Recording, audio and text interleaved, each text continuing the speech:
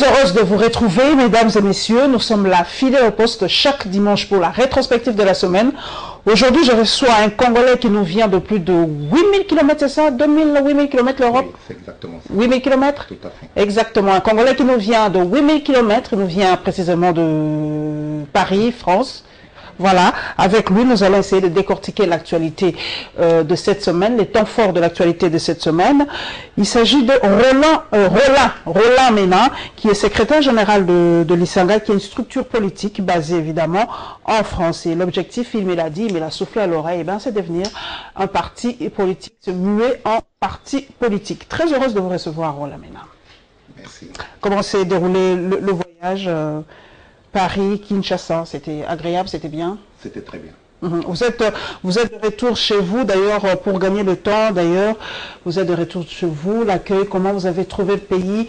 Je crois plus d'une dizaine d'années, vous l'avez quitté plus d'une dizaine d'années Oui, déjà. la dernière fois que je suis arrivé à Kinshasa, c'était en l'an 2000, donc vous voyez, ça fait pratiquement 16 ans. 16 ans. Comment Tout vous à avez fait. trouvé la capitale, un changement ou, Oui, j'ai vu... dans le positif, dans le négatif, selon vous? Oui, dans les deux.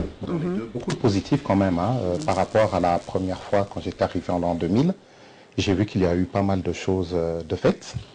Et c'est vrai que la première impression que j'ai eue, c'est le fait d'arriver comme ça sur la terre de nos ancêtres, comme on dit. Ça a été un plaisir que l'on ne peut pas décrire et il faut vraiment le vivre pour l'apprécier. Pour l'apprécier, c'est vrai que quand nous recevons quelqu'un qui vient de l'extérieur, nous essayons de fouiller un peu. Nous avons entendu beaucoup de choses sur Roland Mena et nous allons essayer de savoir pourquoi ce retour, parce que beaucoup de choses se disent et surtout sur la toile. Et je crois que cette émission aussi est sur la toile. Nous allons essayer, en tout cas vous qui avez posé de questions par rapport à Roland Mena, vous allez découvrir en tout cas les raisons de son retour dans son pays natal, comme il est dit. Nous entrons donc tout go dans le premier condensé qui est consacré à la formation du gouvernement Badi Banga. Vous le savez, notre rédaction réfléchit toujours à haute voix quand il s'agit de grands enjeux de l'heure. Et bien la rédaction de Congo Web a réfléchi sur la formation de ce gouvernement, la réaction du Condor, le parti cher à Gaben Chiteya qui a réagi aussi par rapport à la formation de ce gouvernement, la déclaration de la société civile par rapport toujours à ce nouveau gouvernement que nous attendons tous, et enfin de compte la prise de contact entre le sortant et l'entrant, donc entre Matata Ponyo et Badi Banga. Suivons.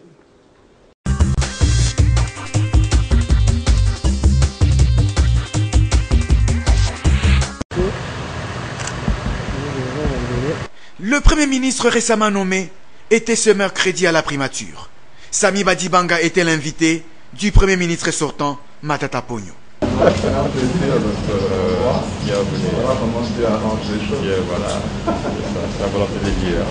Merci.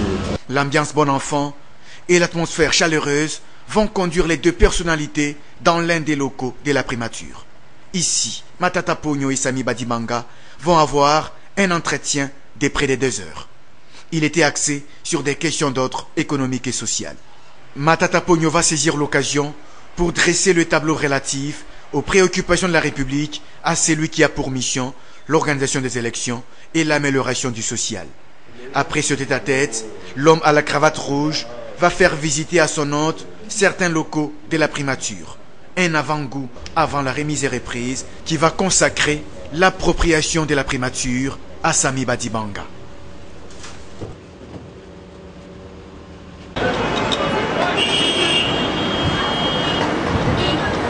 Il semble que la soif des Congolais, surtout des Quinois, n'a pas été étanchée par la nomination du seul Premier ministre. Actuellement, les communications téléphoniques ou dans les réseaux sociaux tournent autour de la sortie de l'équipe Badi Banga. Selon nos sources, tout reste suspendu à un tête-à-tête entre le chef de l'État et l'actuel Premier ministre, en vue de définir préalablement la politique générale devant conduire le pays jusqu'aux élections. Pendant ce temps, les cogitations s'effectuent au sein des familles politiques pour harmoniser les listes. À la société civile, on attendrait d'abord de connaître la configuration du gouvernement pour examiner à fond les dossiers des potentiels ministrables de cette composante. Tandis qu'à l'opposition pro-dialogue, les langues se délient. Justin Bitakwira souhaite, quant à la composition du gouvernement, que l'on reconduise les portefeuilles actuels en y ajoutant quelques ministères. À l'en croire Samy Badibanga devra juste se contenter d'une réunion avec les chefs des partis de l'opposition pour consultation en vue de la formation du gouvernement. À l'Union pour la nation congolaise, parti de Vital Kamerhe, la position frise le chantage. Baudouin Mayo a annoncé la décision finale de son parti dans les prochaines heures quant à sa participation ou non au gouvernement Badibanga. L'interfédéral de l'UNC a tout de même soutenu que son parti revendique les postes de vice-primature à cause de son poids. Quant à Vital Kamerhe, il n'envisagerait pas en tout cas d'entrer dans ce gouvernement. L'homme aurait choisi d'œuvrer au comité de suivi pour la mise en application intégrale de l'accord. Certains observateurs estiment que la revendication de la vice-primature par l'UNC relève d'un chantage de mauvais goût. Le parti de Vital Kamerhe semble mettre en valeur son poids politique. Un poids politique qui a été tout de même incapable d'empêcher les événements des 19 et 20 septembre dernier. N'eût été la bravoure de la police et la clairvoyance de l'autorité urbaine qui ont réussi à maintenir l'ordre public, les 19 octobre et 19 novembre dernier, l'UNC n'aurait eu aucun moyen d'empêcher la sortie des manifestants en furie du rassemblement dans les rues. Déjà qu'en ratant la primature, l'UNC n'a pas fait tomber le ciel sur la RDC, son chantage dans la formation du gouvernement relève d'une irrationalité. Même la non-participation de l'UNC au gouvernement Badibanga ne serait jamais une épine dans les pieds de la République. C'est une nomination qui sort du camp Tchatché. Ça ne nous concerne pas. En tant que Kassaïen et Kinois, vous connaissez que ce sont deux villes indexées par la sécurité de Joseph Kabila, que ce sont les villes qui n'ont pas eu à servir et à compliquer le pouvoir de Kabila. Et comme par hasard, l'ironie du sort, on nous donne la primature. Donc vous devrez savoir que c'est un complot malicieux et que c'est une nomination piégée. Donc vous comprendrez, à la veille de sa nomination, on lui prend les régies financières et on attendra une surprise. Il n'aura jamais la défense, il n'aura jamais l'intérieur, il n'aura jamais la justice.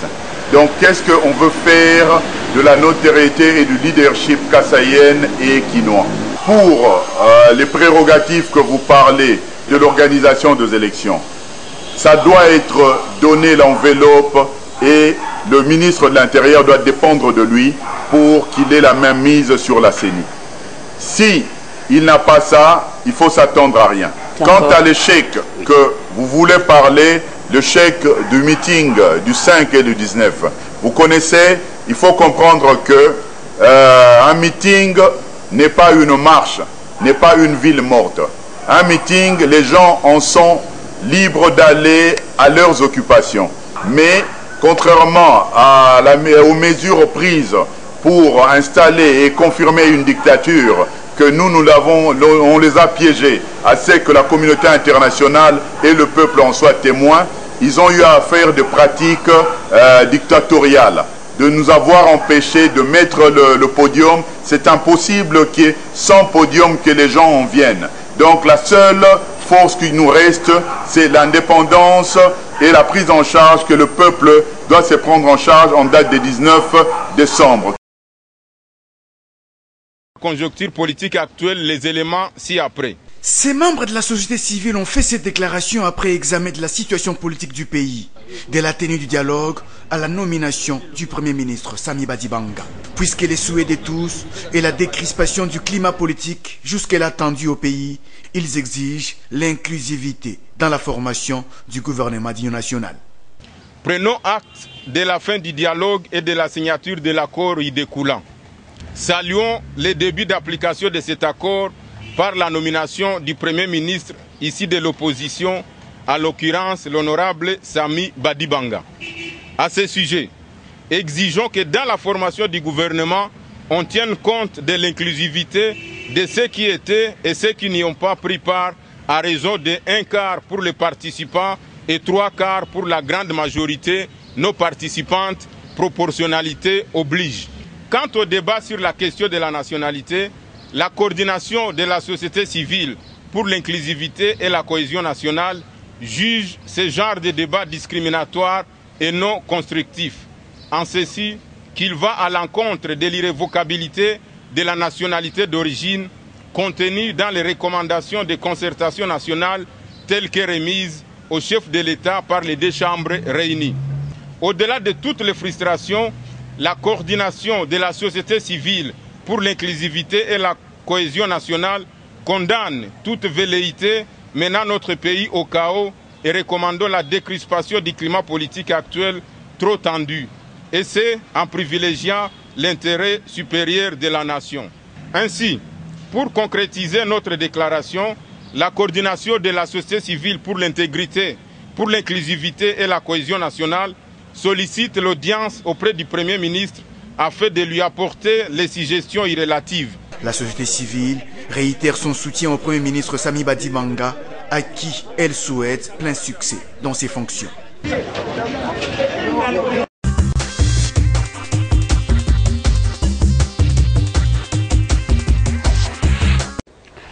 Merci à toi, Ambroise Mamba, pour ces réflexions. Nous revenons à vous, Roland Mena. Vous êtes ici à Kinshasa. Votre retour, c'est par rapport à l'inclusivité du gouvernement. Vous êtes là pour participer aussi à ce fameux gouvernement? Non, nous ne sommes pas là pour participer à ce gouvernement. Moi, je suis rentré dans le cadre du combat que je mène depuis de longues dates déjà. Simplement, ce combat qui consiste à faire les choses autrement, ce combat qui consiste à mettre vraiment le peuple congolais au centre de toutes les préoccupations, mais de façon réelle, que ce ne soit pas seulement de la rhétorique, mais que ce soit effectif. Nous, ce que nous voulons, c'est que tous les hommes politiques, qu'ils soient de la diaspora, qu'ils soient de l'opposition, qu'ils soient de la majorité présidentielle, mettent vraiment le citoyen lambda congolais au centre de toutes les inquiétudes. Je sais que vous venez de Paris, de France. Vous êtes un des combattants les plus durs, les plus radicaux, permettez l'expression, vraiment le plus radical qu'on connaissait. Vous étiez de la Pareco. Alors, c'est pas un secret, hein, d'ailleurs, c'est pas un secret. Vous étiez de la Pareco, donc l'aile dure des combattants en France et en Europe. Alors, une question assez indiscrète. Est-ce qu'on vous a débauché? Est-ce que le combat, comment ça se présente aujourd'hui? On a l'impression que ce mouvement-là des combattants est en train de s'essouffler. Est-ce qu'on vous achète un à un, parce qu'on a ouï dire que c'est ça la méthode qu'on emploie? Est-ce qu'on vous achète un à un? Est-ce qu'on vous promet quelque chose ici à Kinshasa? Est-ce qu'on vous donne quoi pour que Roland Mena quitte le confort de l'Europe pour venir ici à Kinshasa? Non, bien entendu que non. Mais je pense qu'il faut tenir compte de certains paramètres qui sont très importants si on veut comprendre exactement dans quel environnement nous sommes. Tout d'abord, je pense qu'il faut vraiment faire le distinguo entre les combattants radicaux, extrémistes, qui ne veulent rien entendre du tout. Vous faisiez partie de ça, non? Non, justement, c'est pour ça que je tiens à apporter vous n'étiez pas aussi radical que ça? Non, pas du tout. Lorsque nous sommes rentrés dans la lutte, je préfère utiliser ce terme-là, de lutte pour la démocratie, à partir de la diaspora, nous nous étions inscrits dans le cadre de la résistance. La résistance contre un système qui existe depuis la colonisation jusqu'à ce jour, un système dans lequel le peuple congolais, comme tel, ne se retrouve pas vraiment, ne trouve pas vraiment son compte. Et je dis bien, partant de la colonisation jusqu'à ce jour. Et donc nous nous étions dit, au vu de ce qui est en train de se passer sur le terrain, il convenait de... Ce système représenté par M. Kabila. Donc vous ne combattez pas la personne de Kabila, voilà, mais le système. Donc il faut faire la part des choses. La part des choses, hein, pour comprendre de quoi il en est exactement. Et donc nous nous étions dit qu'il convenait de mobiliser, de conscientiser, de sensibiliser, d'informer les Congolais sur ce qui est en train de se passer exactement pour que chacun, là où nous sommes, avec les moyens qui sont les nôtres, nous réagissions par rapport à ce système-là, excusez-moi, afin de le dénoncer pour que les choses se passent autrement, au Congo en particulier, puisque c'est notre pays, mais aussi dans toute l'Afrique en général. C'était ça notre état d'esprit. Nous étions dans cet état d'esprit-là. Les combattants sont venus après, ils sont venus donc avec cette revendication, avec cette radicalité, avec cet extrémisme. Et c'est vrai qu'à un moment, nous avons composé ensemble dans le fait de lutter contre ce système-là. Là où nos routes se sont séparées, c'est lorsque nous autres, en tant que résistants, nous avions constaté que les combattants allaient dans la violence, faisait dans la violence, les rixes, les joutes, les insultes, moi j'ai dit stop. Vous avez dit stop. Vous êtes là aujourd'hui. Vous voyez comment les tractations se font pour la formation de ce gouvernement. Oui. Pour vous, vous qui venez de l'extérieur, comment appréhendez-vous, comment projetez-vous ce gouvernement? Ça doit être un gouvernement très très restreint parce qu'il a des missions bien assignées, ce gouvernement. C'est l'organisation des élections et le social du Congolais. Pour vous, comment doit être ce gouvernement? Il est fantasque. Est-ce qu'on doit faire plaisir à tout le monde? Parce que comme vous le savez, il y a eu des partis qui ont assisté au dialogue. Est-ce que doit-on faire plaisir à tout le monde ou doit-on tenir aujourd'hui, voir d'abord l'intérêt national? Effectivement, vous savez, depuis que je suis là, je suis les informations très attentivement. Je regarde ce qui est en train de se passer. Je suis les propos des uns et des autres. Et il y a une chose qui me choque et qui me déçoit fortement. Et j'aimerais que de ce côté-là, justement, cela change. Je ne tiens pas à mettre cela sur le dos d'une personne en particulier, mais je pense que c'est un état d'esprit dans lequel se trouvent la plupart des hommes politiques. C'est quoi cet état d'esprit? Un état d'esprit qui consiste à vouloir occuper certaines fonctions, mais sans vraiment expliquer au peuple congolais ce que l'on fera une fois qu'on sera à un certain poste. Donc c'est on ne présente pas aux Congolais ce manque de préoccupation du peuple projet de société, on nous explique. Voilà. Peut-être on n'a pas de débat comme en France, vous venez, vous avez vu comment aux primaires, Fillon et Juppé se sont battus pour défendre. C'est peut-être ça qui nous manque, on doit exiger cela de nos hommes politiques, des débats pour expliquer. Tout à fait, vous lisez dans mes pensées, moi qui viens de France, c'est vrai que les hommes politiques, avant d'accéder à un quelconque poste, avant de revendiquer un quelconque poste, ils s'adressent au peuple souverain pour expliquer à ce peuple ce qu'il peut faire de bien pour lui, afin d'avoir la confiance de ce peuple-là. Je regrette que cela ne se fasse pas ici, et on assiste beaucoup plus à des chamailleries entre hommes politiques qui veulent que, bon, voilà, il faut autant de personnes, nous voulons ceci, nous voulons cela. C'est légitime, mais je pense que les uns et les autres devraient vraiment, c'est vrai, je me répète souvent à ce niveau-là, les uns et les autres devraient vraiment penser à mettre le peuple congolais, le citoyen lambda congolais au centre de toutes les inquiétudes, plutôt que de s'inquiéter de savoir quel est le poste qu'il va occuper, ou alors de savoir si... La participation de la diaspora, nous y revenons. Comment la participation de la diaspora dans l'exercice du pouvoir, normalement, en République démocratique du Congo, je sais que vous avez déjà acquis le droit de vote. Oui. Je crois que le vice-ministre chargé des Congolais et de l'étranger s'est battu pour que vous ayez ce droit-là, parmi ceux qui se sont battus pour que vous ayez ce droit au vote. Par rapport voilà, c'est peut-être ça aussi, c'est ça aussi le problème. Voilà. Ce sont les recommandations du dialogue jusqu'à aujourd'hui qui ne sont pas encore coulées sous forme de loi. Et vous vous sentirez à l'aise aujourd'hui, Roland Mena, si on vous proposait un poste dans ce gouvernement? Vous allez représenter qualitativement cette diaspora congolaise? Mais écoutez, vous parliez tout à l'heure de débauchage. Moi, non, personnellement, je n'ai pas été débauché du tout. Et puis, pour me débaucher, il faut vraiment y mettre beaucoup.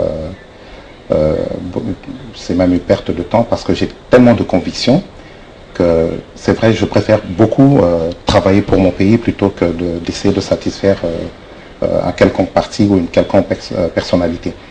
Ben, vous savez, nous avons étudié en Europe, nous avons vécu en Europe, nous avons acquis une certaine expérience, nous avons une certaine expertise de la vie politique. Si effectivement nous pouvons mettre cette expertise au service du peuple congolais, nous ne dirons pas non, bien entendu. Mais je le dis encore une fois, il faudrait savoir encore pourquoi faire, occuper un poste, pourquoi faire. Voilà, et je pense que les uns et les autres, nous devons vraiment nous attacher à cela. Nous allons continuer par ce volet de binationalité parce que le deuxième condensé est lié à ça. Comme vous le savez, Franck Diongo a réagi par rapport à la soi-disant double nationalité du futur Premier ministre. En tout cas, beaucoup d'encre de salive ont coulé par rapport à cette histoire de double nationalité. Nous avons eu la réaction d'un juriste, donc d'un scientifique qui doit être neutre par rapport à cela et il va nous éclairer par rapport à cette notion de double nationalité. Suivant.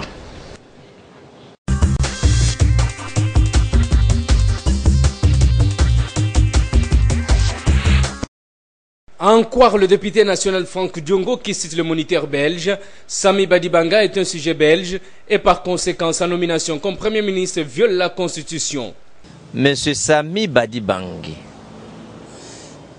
né congolais, devenu belge depuis 2002, en référence, il faut voir les moniteurs belges, qui est l'équivalent, bien entendu, du journal officiel en RDC, dans son numéro de publication 200 200, donc 2 fois, 9376, par rapport à la loi du 7 février 2002, où le roi Albert II avait sanctionné le vote de cette loi en accordant la nationalité belge à un groupe de gens, y compris M. Sami Badibanga. Donc, on ne peut pas nommer un citoyen belge Premier ministre au Congo. Ça viole la constitution qui exige à ce que la nationalité congolaise soit une et exclusive. Pour le président national du MLP, 2 réalités s'imposent. Premier élément, M. Sami Badibanga démissionne parce qu'un étranger ne peut être Premier ministre au Congo. On n'accepte pas la double nationalité. Deuxième hypothèse, le président Kabila retire son ordonnance parce qu'il y aura beaucoup de facteurs de complications. Les Congolais ayant été informés qu'un étranger nommé Premier ministre peuvent saisir la Cour constitutionnelle pour une requête en inconstitutionnalité qui attaque l'ordonnance. Le débat sur la double nationalité est toujours attendu à la Chambre basse du Parlement. Pouvoir aujourd'hui attribuer à son nouveau Premier ministre la nationalité belge, en principe, au nom du principe de l'unicité, de l'exclusivité de la nationalité congolaise. En réalité, le Premier ministre, en réalité, s'il s'avère que c'est le cas juridiquement, il devait en être déchu. Cependant, comme nous l'avons si bien dit, le même article 10 de la Constitution qui consacre ce principe se contredit à la fois. Lorsqu'il pose à la fois le principe de l'appartenance à une ethnie comme condition sine qua non d'attribution de la nationalité congolaise d'origine. Et donc, vous convenez avec moi qu'on est donc congolais d'abord parce qu'on appartient à une ethnie congolaise. Il est donc bien plus clair que, puisque la question de l'ethnicité est essentiellement sociologique, par voie des conséquences, puisqu'on ne peut perdre cette attribution, cette appartenance à la tribu, on ne peut donc perdre en réalité et logiquement sa nationalité congolaise d'origine. Et donc, sociologiquement, le premier Badibanga, Sami, est bel et bien congolais. L'impérativité se joue que l'on puisse, de manière claire, ouvrir cette problématique de la nationalité. Il faut éviter de continuer à jouer à l'hypocrisie. Ça devient un fait de société.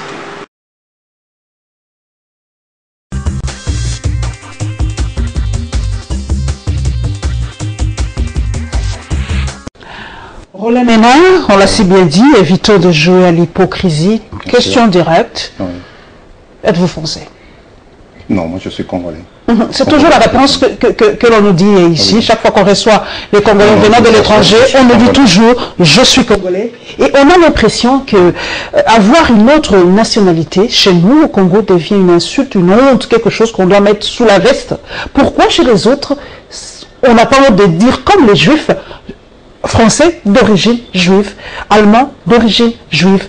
Ça, ce n'est pas honteux. Mais chez nous, on a l'impression de dire de quelqu'un français d'origine congolaise, c'est une honte aujourd'hui parce que vous le cachez. Pourquoi avoir honte d'avoir acquis une autre nationalité? Moi, si j'étais français, je vous le dirais. Hein, que oui, je suis français. Vous n'êtes pas dans un moniteur français, je ne sais pas comment je se présente en France. Non, vous n'êtes pas du tout. Je peux vous montrer mes pièces d'identité. Je suis arrivé en Europe à l'âge de 5 ans, congolais. Aujourd'hui, j'ai un demi-siècle. et je suis toujours congolais. Pourquoi? Qu'est-ce que vous avez empêché? Pourtant, on se bat pour obtenir cette nationalité par rapport aux avantages. Oui, certaines personnes se battent, comme vous le dites, par rapport à certains avantages qui peuvent différer d'une personne à l'autre. Mais moi, personnellement, je n'ai jamais ressenti ce besoin d'avoir la nationalité de mon pays d'accueil. Mais pourquoi aujourd'hui, avec cette nationalité de Samy Badibanga, pourquoi ça pose problème? Parce que selon une certaine opinion, nous avons vérifié dans le moniteur belge, mais les noms de Samy Badibanga, ils figurent. Mais comment doit-il réagir? Parce qu'on propose qu'il démissionne, soit qu'il renonce, mais on ne peut pas bannir cette histoire par un coup de revers de la main. Tout à l'heure, quand vous m'avez posé une question de savoir si on nous achetait ou si j'étais intéressé par un quelconque poste, je vous ai dit oui, ça m'intéresserait d'avoir un poste, mais à une condition, que je sache moi déjà qu'est-ce que je vais faire de ce poste-là. Et là, ce que je suis en train de voir, et je l'ai dénoncé à plusieurs reprises, c'est que les hommes politiques que nous sommes, nous nous inquiétons plus de nos postes plutôt que de savoir ce que nous pourrons amener au peuple congolais. Moi, ce qui m'intéresse, c'est de savoir qu'est-ce que je pourrais apporter au peuple congolais. Et lorsque vous regardez ces questions de nationalité, vous savez, je pose souvent la question aux gens dans mon entourage, je leur dis, mais qu'est-ce qui dit que vous êtes congolais? Comment sais-tu que tu es congolais? Selon ce juriste qui a dit, c'est l'appartenance à une ethnie congolaise qui fait de toi un Congolais. Je ne suis pas juriste, hein. Je ne suis pas juriste, mais on m'a bien fait comprendre une chose, que est congolais d'origine toute personne qui fait partie de l'une des 400 ethnies et quelques qui composent le Congo. Exactement. Et donc, automatiquement, comme les ethnies et les tribus sont reliées, donc, lorsque vous faites partie d'une ethnie qui compose la République démocratique du Congo, automatiquement, vous faites aussi partie de l'une des tribus qui sont propriétaires des terres du Congo. Donc, à partir du moment où vous êtes propriétaire, il faut mettre aussi la notion de terre. Mais bien entendu, vous faites partie d'une tribu qui est propriétaire des terres du Congo. C'est ce qui détermine votre nationalité congolaise d'origine. Alors, à partir du moment où vous êtes propriétaire des terres, personne ne peut vous retirer cette appartenance. Et je pense donc que ce débat concernant son Excellence, Monsieur le Premier ministre Badibanga, que je félicite au passage, je pense que c'est un faux débat. Pourquoi vous dites que c'est un faux débat? Parce que c'est inscrit dans la Constitution. C'est un débat irresponsable. Moi, je trouve que c'est un débat... Il faut qu'on jette le pavé et qu'on évente le bois, parce qu'à chaque fois, ça va poser problème. Cette histoire de binationalité. On peut le régler très rapidement. Moi, je pense que les citoyens, que les politiciens congolais doivent vraiment mettre au centre de leurs préoccupations le peuple congolais, le citoyen lambda congolais. Et lorsque vous allez dans les rues de Kinshasa, ce que j'ai fait d'ailleurs, depuis que je suis à Kinshasa, j'ai posé la question aux uns et aux autres dans mon entourage. Croyez-moi, ce n'est pas la préoccupation première des Congolais. Les Congolais veulent, le chef de l'État l'a dit, les Congolais veulent une amélioration de leur quotidien. Qu'est-ce que les politiques nous amènent pour que notre quotidien, notre vie au quotidien s'améliore, aille de mieux en mieux? C'est vrai que vous dites que ce n'est pas une préoccupation des Congolais, c'est vrai que... On peut la régler rapidement. Voilà, on peut la régler, mais voilà. C'est une impression que ça donne que nous vivons au jour le jour, parce que les Congolais, ils doivent se réveiller, chercher d'abord à manger, donc les petites choses comme ça, que vous dites, c'est vraiment pas dans les précautions, mais pourtant c'est quelque chose de capital, la nationalité, c'est quelque chose de sacré. Comme aux États-Unis, ne peut être président des États-Unis que celui qui est né au sol américain. Il faut mettre de garde-fous. Aujourd'hui, vous venez de Paris, de France, au Roland-Mena, il y a toute une génération de Congolais, de vos enfants, qui sont nés là-bas. Tout à fait. Alors comment sont-ils totalement congolais? Sont-ils totalement français? Comment vivent-ils cette binationalité? De fait, moi je dis, comment se sentent-ils en fait? On aimerait bien savoir. C'est vrai que c'est assez banal, mais c'est aussi un problème. Je vais vous le dire sincèrement, et je pense que les Congolais qui nous écoutent à partir de la diaspora ne vont pas me contredire. Nos enfants dans la diaspora ne se préoccupent pas de ce problème-là. Ils se préoccupent de leurs études, ils se préoccupent de leur avenir, voilà, et de choses comme ça. Mais ce problème de la nationalité est un problème, moi je dirais, qui ne doit pas bloquer le fonctionnement du pays, parce que ce qui nous permet en tant que politiciens de gérer correctement la République, c'est la Constitution.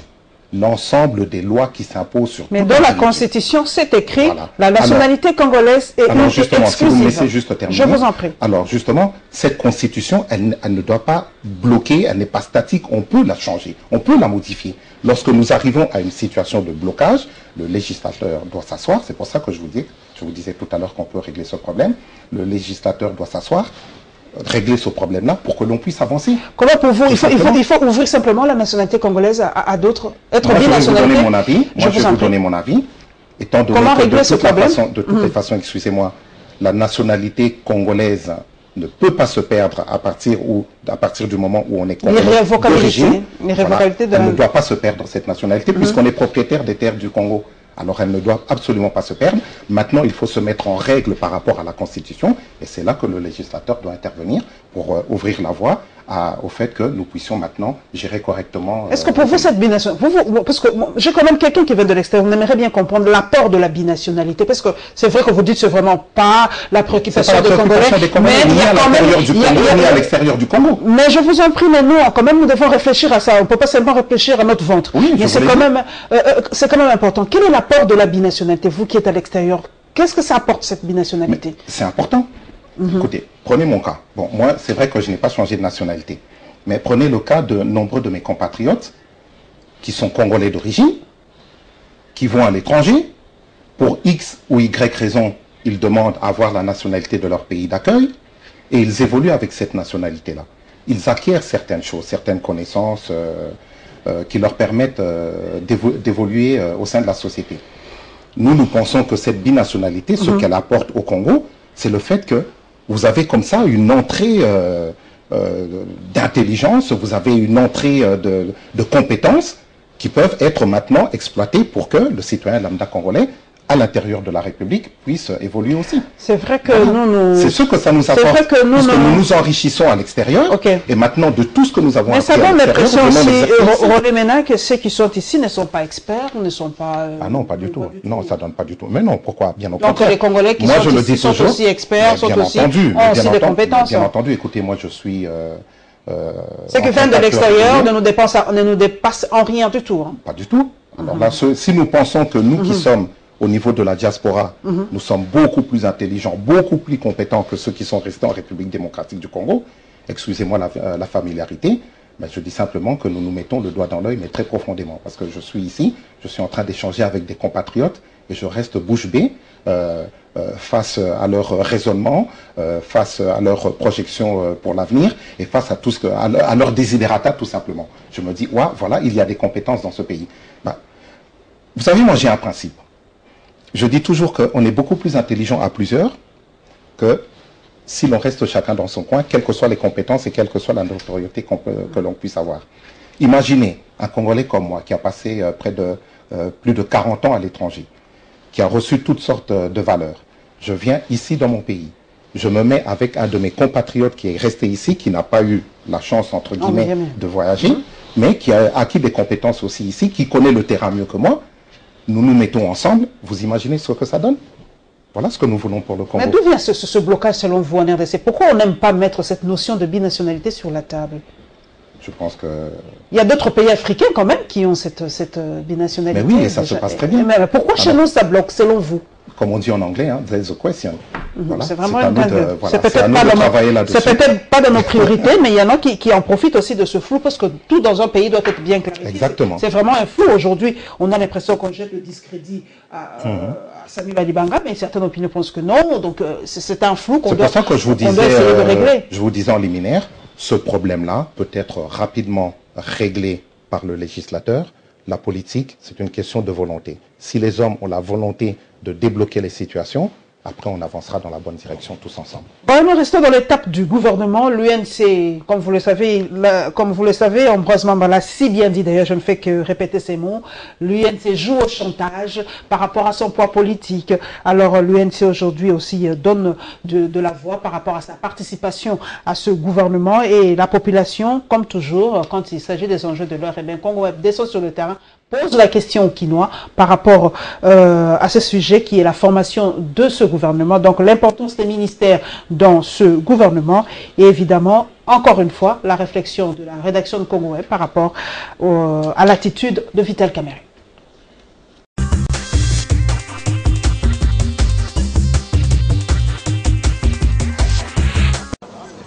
Cette option levée par le bureau politique de l'UNC et ses alliés a été prise pour sauver l'accord politique, estime Vital Kamerhe, affirmant que son parti a choisi la voie de la paix. Mais cette participation au gouvernement de Samy Badibanga n'est pas sans recommandation soutien du président de l'UNC. C'est la voie de la paix que nous avons choisie contre les chaos proposés par les autres. Aussi, nous allons voir le Premier ministre en lui disant que nous participons, mais en lui demandant d'avoir une attention particulière sur la question. Nous pouvons y aller. Voilà donc que nous l'avons fait. Nous avons dit au Premier ministre exactement ceci. Vous devez tenir compte de la question de l'insécurité à l'est de la République démocratique du Congo, plus particulièrement dans le Grand Nord. Et si je parle de Beni, Butembo, Lubero, Rutshuru, Masisi, vous connaissez toutes ces contrées. Deux, vous devez tenir compte de la représentation plus ou moins 30% des femmes, mais aussi de jeunes. Pour l'ancien speaker de la Chambre basse du Parlement, l'accord politique de la cité de l'Union africaine garantit l'alternance pacifique telle que souhaitée par tous. Mais pourquoi il y a eu la résolution 2277? C'est parce que nous étions en face d'une crise. Et c'est parce que nous voyons à l'horizon une impasse. Est-ce qu'il fallait attendre effectivement que nous soyons somalisés pour commencer à courir derrière les événements, ou burundisés, où il fallait gouverner, c'est prévoir, prévenir, et c'est que nous avons choisi la voie de la paix. Et nous avons donc un accord qui règle cette question-là. Kabila continue pendant toute la période intérimaire. Donc après le 19, il sera président, mais dans le cadre d'une co-gestion de la République. Sur sa probable participation au comité de suivi de l'accord politique, Vital Kamerhe de répondre, laissons le temps au temps.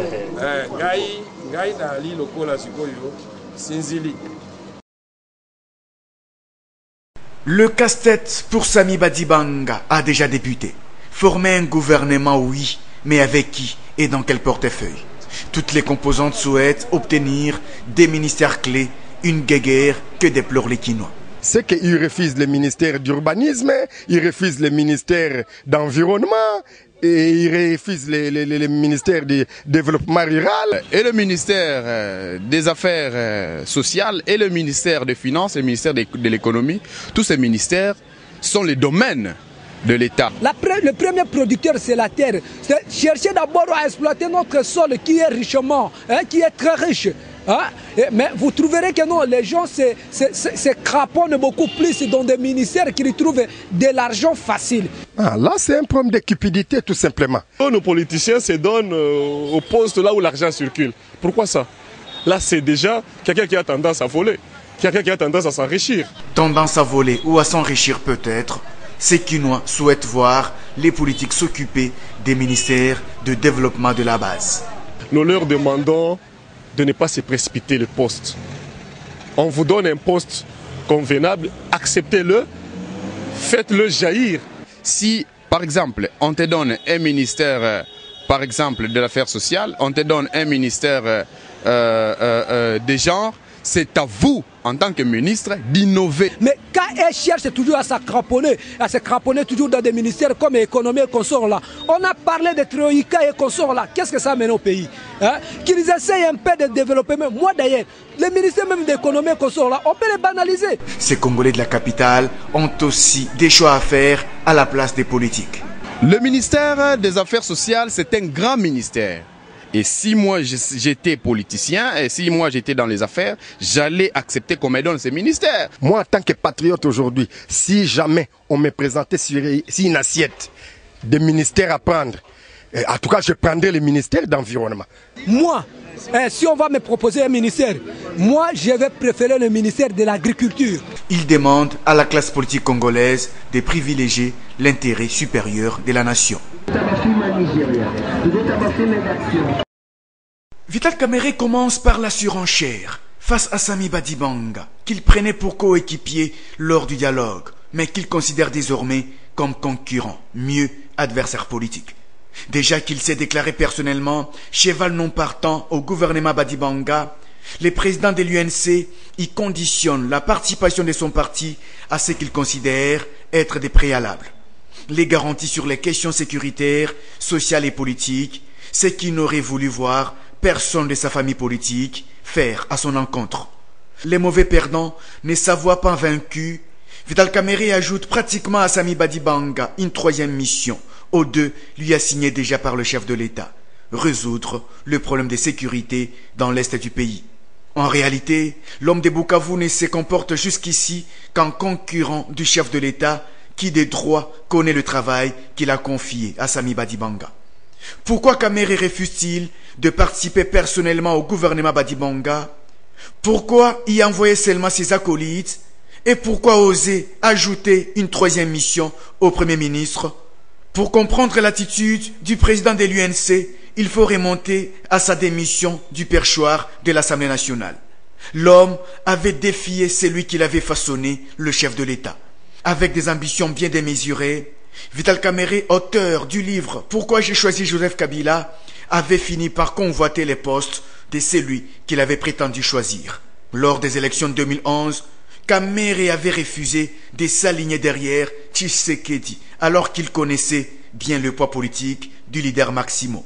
Troisième place à la présidentielle, il s'en vante, mais avec un pourcentage de honte, 3%.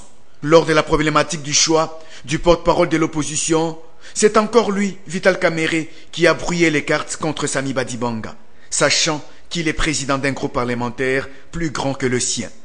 Celui qu'on a surnommé la vitamine K se révélait être les virus K. La zizanie, la division et les conflits s'étaient emparés des députés de l'opposition.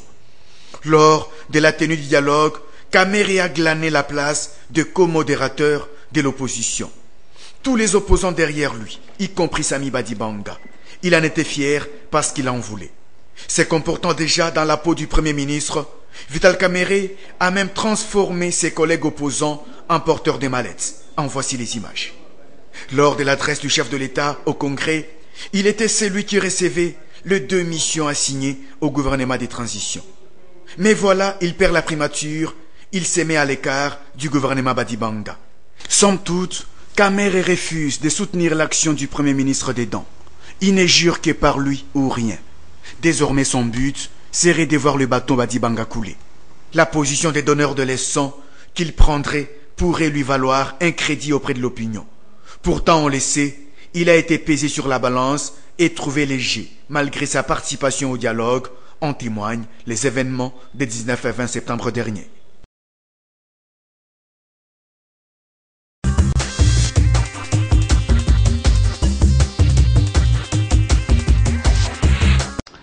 Preuve à l'appui, mesdames et messieurs, parce que nous aimons bien cette fois-ci, à part le moniteur belge, ben cette fois-ci, voilà, et bien son passeport congolais, son titre de séjour qui lui permet de travailler, de vivre tranquillement en Europe. Mais c'est quand même curieux.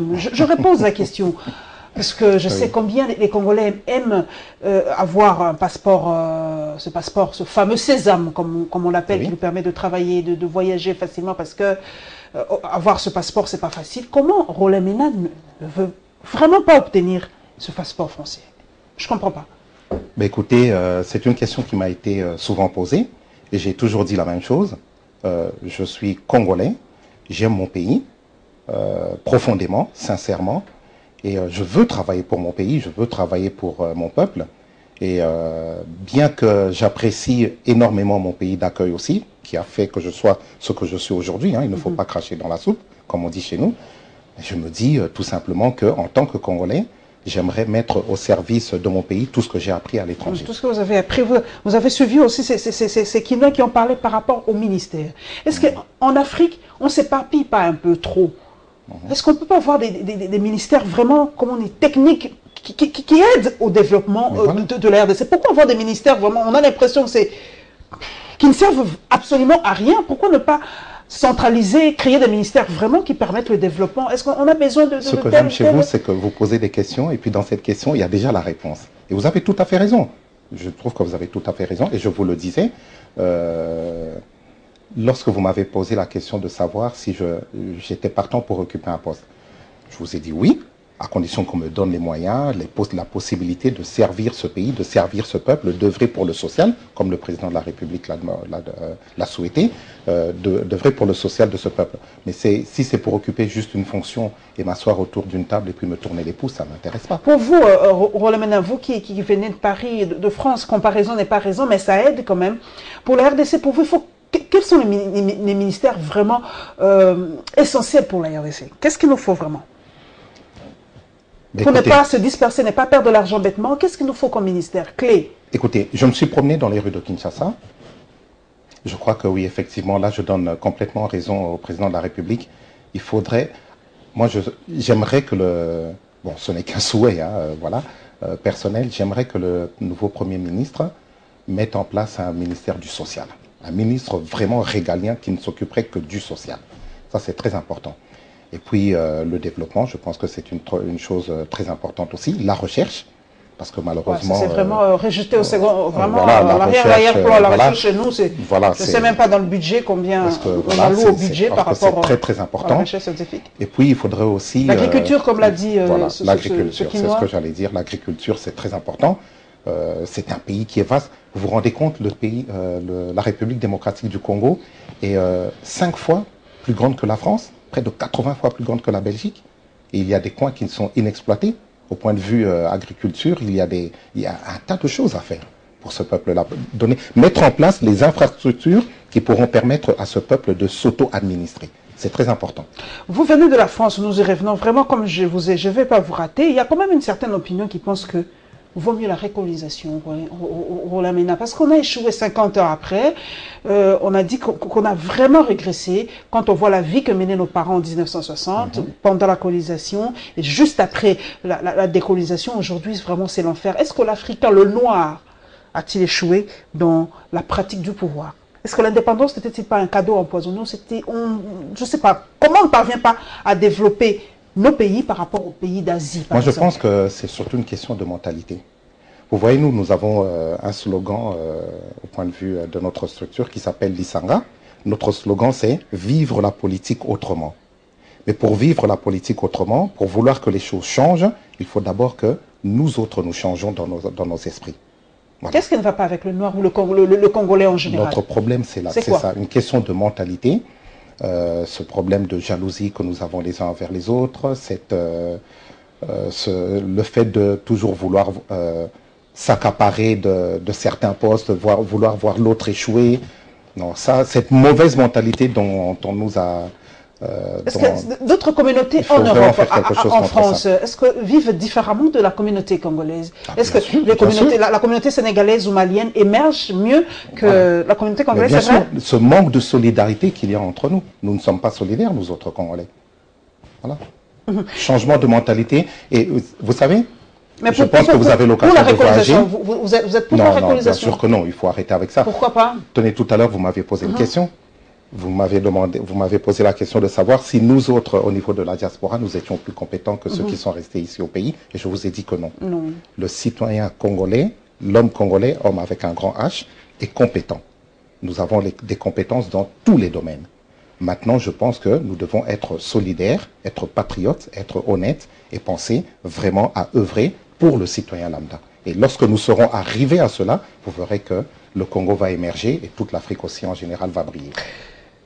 C'est ça le comportement de Caméré aussi par rapport à Samy Badibanga? Ne moissons pas les mots, c'est la jalousie, c'est l'envie, c'est le désespoir, l'envie d'avoir... Je pense qu'avec tout ce qui est en train de se passer aujourd'hui en République démocratique du Congo, enfin, ça c'est ma façon de voir les choses, c'est ma façon de penser, je préfère juger les individus sur leurs faits et gestes, et non pas sur ce que l'on pourrait prétendre qu'ils seraient capables ou incapables de faire. Vous avez quand même suivi ces propos. Je n'ai pas apprécié ces propos-là. Vous n'avez pas apprécié les propos? Non, pas du tout. De Vital Caméré? Non, pas du tout.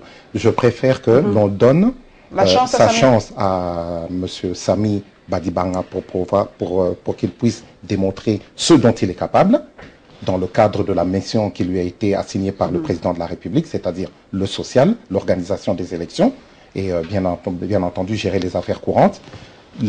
observons-le, voyons de quoi il est capable, et puis aidons-le justement à atteindre ses objectifs, plutôt que de lui mettre comme ça, dès le départ, des bâtons dans les roues pour l'empêcher de réussir. Ça, c'est pas bon, parce que si le Premier ministre, M. Samy Badibanga, échoue dans sa mission, c'est le gouvernement qui échoue, c'est le pays qui échoue, c'est le peuple congolais qui échoue, et c'est le Congo en entier qui régresse.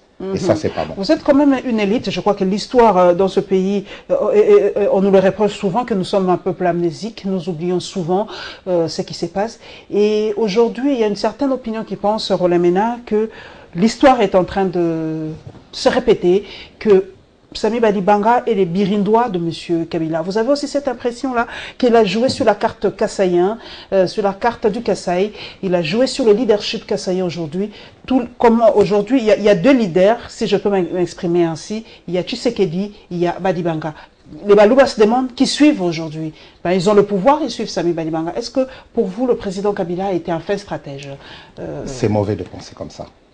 C'est très mauvais de penser comme ça. C'est nuisible. Et c'est suicidaire.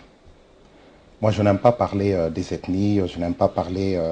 Mais avec toutes les fêtes qu'on a aujourd'hui, les grands Kassai qui organisent ça pour soutenir Samy Badibanga, il y a aujourd'hui... J'ai suivi ça à la télévision et croyez-moi, j'étais mal à l'aise. C'est pour les fêtes communautaires, vous êtes pour? J'étais mal à l'aise.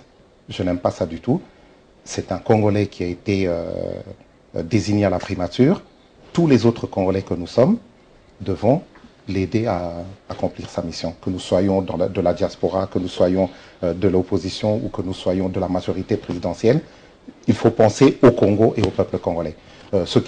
Ces différenciations, excusez-moi, me gênent, me mettent très mal à l'aise et je n'aime pas ça du tout lorsque je vois comment certains Kassaïens s'expriment en disant que oui, nous remercions le président de la République d'avoir honoré le Kasaï. Voilà. Non, nous remercions le président de la République d'avoir permis à M. Badibanga, congolais, de devenir Premier ministre. Et puis maintenant, nous espérons qu'il va réussir dans sa mission.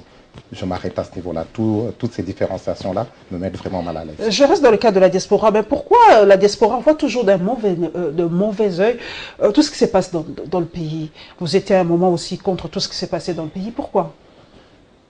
Parce qu'aujourd'hui que vous êtes là, vous voyez la différence. Est-ce que le fait d'être à l'extérieur vous brouille un peu? Vous n'avez pas les réalités vous savez ce qui se passe au niveau de la diaspora? Qu'est-ce qui se passe? C'est que nous sommes vous vendez mal l'image du pays. Voilà, nous nous laissons influencer par des discours va-t-en-guerre, par des discours haineux. Nous nous laissons embrigader. Il faut le je n'aime pas citer les noms, mais bon, ils se reconnaîtront les uns et les autres. Il fait partie, non? Voilà, nous n'aimons pas ces personnes qui viennent... enfin, disons que ces personnes qui viennent avec des discours haineux et va-t-en-guerre nuisent à la diaspora. Nuisent à la diaspora. J'étais dedans, effectivement, vous le rappelez à plusieurs reprises d'ailleurs. Il faut toujours rappeler, il faut assumer son passé. Et moi, si j'avais un conseil à donner à mes compatriotes au niveau de la diaspora, ce serait d'abord de faire la paix. La paix avec deux entités. La première entité, c'est soi-même.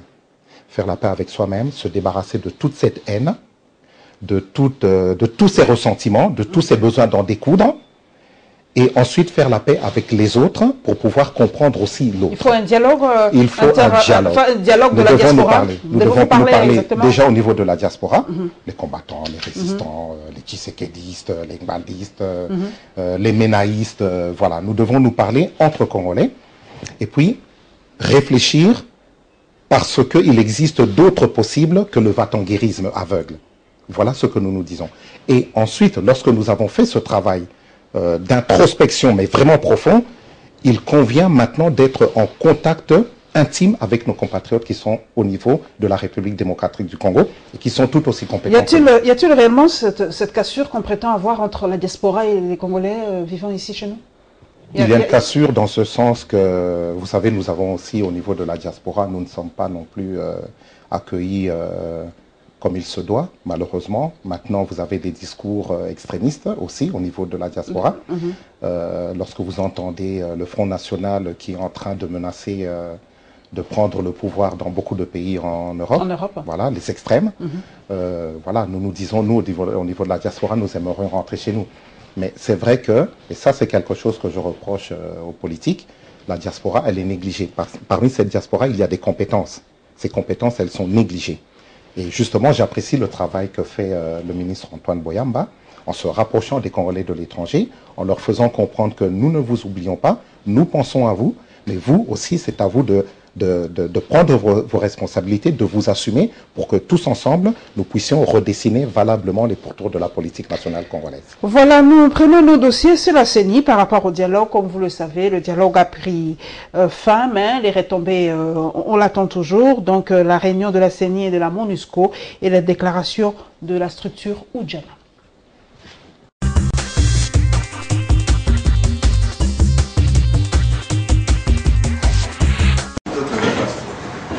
À l'approche du démarrage effectif de l'enrôlement et l'identification des électeurs dans 2 aires opérationnelles, à savoir l'ex-Katanga et l'ex-Équateur, une meilleure coordination dans les déploiements des matériels entre la CENI et son partenaire, la MONUSCO, s'impose. Voilà qui explique en grande partie la réunion de la cellule opérationnelle intégrée de la MONUSCO avec le bureau de la CENI, conduite par la questeur adjointe Micheline Billet. Nous étions avec nos partenaires et nous avons discuté de la mise en place d'une coordination et ça concerne surtout les moyens de déploiement et c'est ce qui a été fait. Nous avons pu ensemble discuter et voir comment est-ce que nous pouvons travailler dans l'avenir afin qu'il n'y ait pas de ratés. Du côté de la MONUSCO, l'on insiste sur la transparence qui doit caractériser cette collaboration avec la CENI pour l'atteinte des objectifs assignés. C'était surtout de faire une mise à jour suivant la réunion que nous avions eue il y a quelques semaines, lorsque nous avions pris la décision de créer la cellule intégrée de coordination. D'abord voir cette cellule, comment est-ce qu'elle opérait, de voir comment est-ce que l'on pouvait tous travailler dans une très grande transparence, une très grande ouverture, avec une grande flexibilité, puisque bien sûr nous devons adapter nos moyens aux kits qui sont disponibles et revoir en permanence la capacité que la MONUSCO doit mettre à la disposition de la CENI pour le déploiement de tous ces matériaux. Sur terrain, la CENI et la MONUSCO semblent être sur la bonne voie, d'autant plus qu'on compte à ce jour plus de 7000 kits déployés et destinés à la révision du fichier électoral. L'accord issu du dialogue politique national et inclusif est l'instrument majeur consensuellement approuvé pour emmener la République démocratique du Congo aux élections libres, crédibles, transparentes et apaisées. Oudjana s'engage à le promouvoir. L'esprit d'ouverture qui le caractérise demeure le seul cadre pour rencontrer les hésitations de certains de nos compatriotes. Il est curieux de constater que ceux-là qui se réclament à tort ou à raison de défendre exclusivement la Constitution de la République multiplient des subterfuges pour exclure près de 10 millions de nouveaux majeurs au processus électoral, violant ainsi intentionnellement la Constitution, spécialement en son article 5. Oudjana demande à la jeunesse congolaise, dans toute sa diversité, de leur faire échec par tous les moyens pacifiques. Le sort de toutes les institutions de la République en fin de mandat est valablement réglé par la Constitution en ses articles 70, 103 et 105. Le respect intégral de celle-ci est indissociable de celle des institutions démocratiquement établies. Interpréter la Constitution à géométrie variable est suicidaire pour la nation. Oudjana dit non à la manipulation de la jeunesse et à l'instrumentalisation de celle-ci dans le seul but de déstabiliser les institutions de la République. Oudjana invite la jeunesse congolaise à la vigilance, à la protection de toutes les institutions de la République. Ensemble avec Oudjana, nous disons faire pour les jeunes, sans les jeunes, c'est faire contre les jeunes.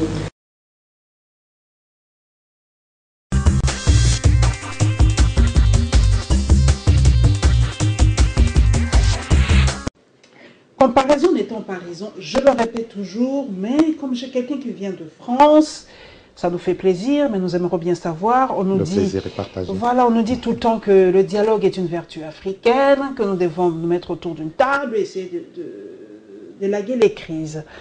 Mais pourquoi en France, il n'y a pas de dialogue? Ça, c'est une bonne question. Je pense que c'est simplement parce que en France, chacun se préoccupe de son petit chez-soi. Expliquez un peu. Voilà. Pourquoi on a l'impression que nous avons nos textes, nous avons la Constitution qui est là, mais on ne respecte pas ça. C'est l'impression que ça donne, et pourtant, en Occident, ils ont la même Constitution, mais ils respectent les textes et ça coule. Pourquoi chez nous, il y a blocage par rapport au respect de ces mêmes textes, en fait? Nous sommes tous des mêmes hommes, nous vivons tous sur la terre, donc on ne comprend pas pourquoi il y a... Mais ça fait partie de notre turpitude, hein. Voilà. C'est le noir, en fait. Voilà, quelque part, vous savez, moi je me dis que si l'Afrique, en général, se trouve dans la situation dans laquelle elle est aujourd'hui... C'est la faute à l'Africain lui-même. C'est la faute à l'Africain lui-même. Mais quand on dit que c'est l'Européen qui attise les haines, qui attise la division, qui fait tout pour que nous ne nous développions pas, vous partagez cette Il y a effectivement des causes exogènes au sous-développement de l'Afrique en général et du Congo en particulier. C'est vrai, nous n'allons pas le nier. Il y a des experts qui travaillent là-dessus, il y a des tas de livres qui ont été écrits là-dessus, et on nous enseigne cela à l'école. Nous sommes conscients de cela. Mais, dans tout ce qui nous arrive, il y a aussi des causes endogènes. Voilà. Si aujourd'hui nous avons tout ce qui se passe ici en République démocratique du Congo et en Afrique en général, c'est parce que nous autres Congolais, nous avons aussi notre part de responsabilité. Il y a ce genre de dialogue pour atténuer les En France, c'est même pas des dialogues, c'est des débats qu'il y a, c'est des compétences, vous pouvez pas vous imaginer, ça bouge. Les gens s'expriment, mais bon, toujours en étant respectueux des textes. Je pense que, et le fait que le législateur ne prenne pas ses responsabilités quand il le faut, au moment où il le faut, ben ça aussi, ça nous fait régresser. Ça, ce sont des choses que l'on ne vit pas en France. Parce que le respect de la Constitution est quelque chose... Comment sont-ils arrivés là au respect strict? C'est vrai qu'on nous dit que notre démocratie est jeune, 50 ans à peine, on va pas trop nous demander la démocratie. C'est l'excuse que l'on trouve à chaque fois, une démocratie jeune, nous allons par essai erreur. Mais comment les Occidentaux en sont arrivés à ce respect strict de la Constitution? Responsabilité, maturité et sens de l'État, tout simplement. C'est ce qui nous manque, gravement. Tout simplement. Vous savez, des fois, il faut se dire les choses en face, ne pas trop faire dans la rhétorique et simplement savoir dire que là, ça ne va pas, là, c'est bien. Et puis voilà, si aujourd'hui, nous sommes dans cette déliquescence politique, c'est parce qu'il y a un manque de responsabilité et de maturité politique dans le fond de tous les politiciens congolais que nous sommes.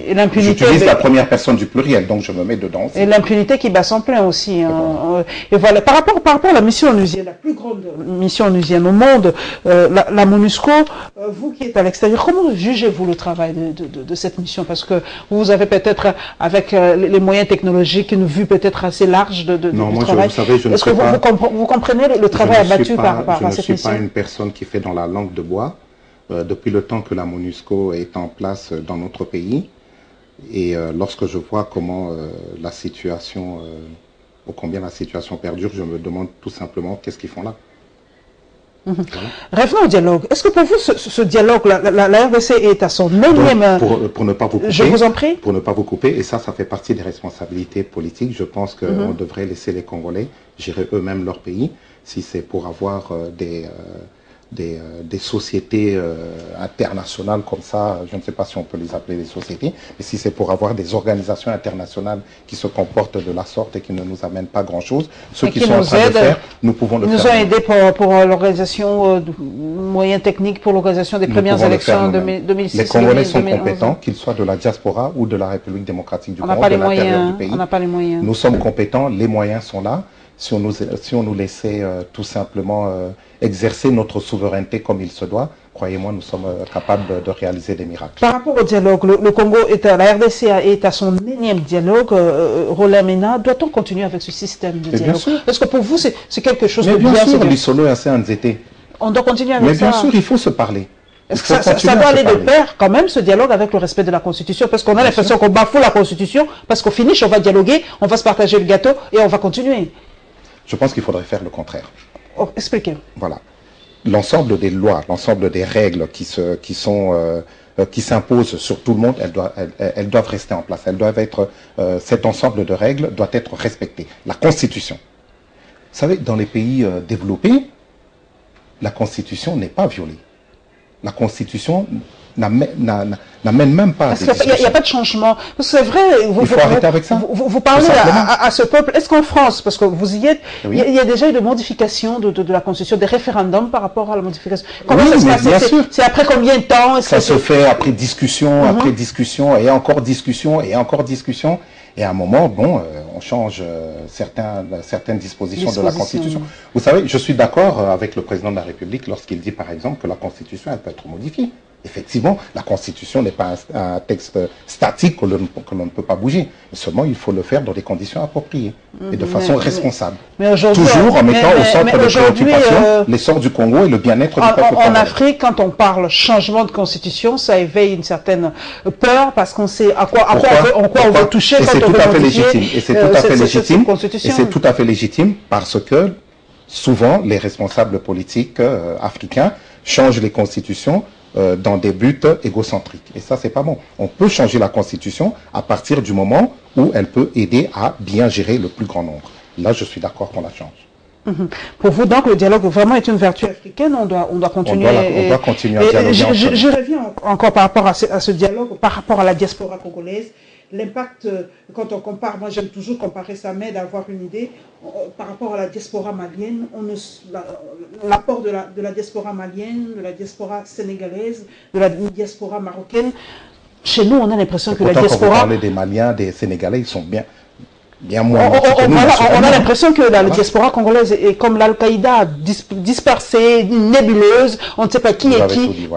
Comment vous vivez vous vivez en Europe, franchement, pour qu'on ne sente pas, à part le Western Union, on va nous dire, voilà, Western Union, on donne de l'argent. Le Western Union, c'est informel, mais vous n'avez pas quelque chose comment dire, de classique, comme ça, qui dit que ça, c'est la diaspora. Voilà, c'est à cela que comment on n'y arrive pas? C'est à cela que nous voulons en arriver, le fait que la diaspora puisse s'organiser de façon efficace, non seulement en interne, mais aussi en externe, pour permettre aux Congolais qui sont en train de vivre dans leur pays d'accueil d'être efficaces pour le Congo et pour le peuple congolais. Voilà. Est-ce qu'il y a des élections? J'aimerais bien, vous êtes quand même un apport, comme on le dit, vous apportez 4 à 5 millions de dollars, comme on le dit, à République démocratique du Congo. Mais on ne comprend pas cette désorganisation en Europe. Qu'est-ce qui se passe? D'ailleurs, les élections, c'est ouvert à la diaspora. Comment vous allez vous organiser pour les élections? Si vous attendez, il y a combien de structures qui regroupent, par exemple, les Congolais? Il faut dire aussi que tous les Congolais de la diaspora ne s'occupent pas de politique. Voilà, certains... Voilà, on parlait de double nationalité tout à l'heure. Certains qui ont acquis la nationalité sont automatiquement tournés point barre et s'occupent pas de... Mais vous avez des compatriotes comme moi, par exemple, voilà, de façon tout à fait humble, qui se soucient de tout ce à quoi vous êtes en train de faire allusion, qui aimeraient être beaucoup plus efficaces, beaucoup plus organisés pour apporter quelque chose de palpable en République démocratique du Congo auprès de nos compatriotes. C'est vrai que nous sommes beaucoup à commencer à penser dans ce sens-là. Nous sommes beaucoup à vouloir nous imprégner, rentrer dans l'arène du combat politique en République démocratique du Congo. Nous sommes de plus en plus nombreux à ce sujet. On vous reproche aussi souvent, vous de la diaspora, quand vous venez avec vos beaux discours, mais quand vous entrez dans le système, vous vous perdez, on ne vous sent plus. On nous a reproché ça, d'ailleurs on nous a traité de diasporie, on ne vous sent pas. Et vous faites pire que ceux qui sont restés dans le pays. Moi je me dis qu'il n'est jamais trop tard pour bien faire. Donc ne nous laissons pas, comment dirais-je, ne perdons pas espoir, ne nous laissons pas décourager. Continuons à avancer. Vous savez, il arrivera bien un moment où cette diaspora sera Question de diplôme. Nous y restons. J'ai quelqu'un de la diaspora. Je veux bien vous attaquer aujourd'hui. Par rapport aux études, on nous dit que non, vous avez des compétences et tout ça. Mais des fois, c'est difficile de savoir qui a fait quelles études en Occident. C'est assez compliqué, puisqu'ici, en RDC, c'est facile. Moi, j'ai fait l'IFASIC, c'est facile à vérifier. Moi, l'autre, Ale Bolikangwa fait l'ISTA, c'est facile à vérifier. Mais des fois, les gens qui nous viennent d'Europe, ils nous disent simplement école de je ne sais pas moi quoi. Pas qu'ils le prouvent. Alors, vous êtes en droit de leur demander qu'ils le prouvent. Quelles compétences sont-ils? C'est ça la question qu'on se pose. C'est parce que vous avez vécu en France que les écoles sont mieux que nous? C'est la seule différence qu'il y a? Mais des fois, vous n'avez même pas fait toutes ces études-là. Si les écoles sont déjà mieux qu'ici, c'est pas quelque chose à négliger. Il ne faut pas cracher dans la soupe, comme je dis toujours. Mais c'est vrai que lorsque des personnes de la diaspora viennent vous raconter tout et n'importe quoi, vous êtes tout à fait en droit de leur demander des justificatifs qui peuvent confirmer leurs propos.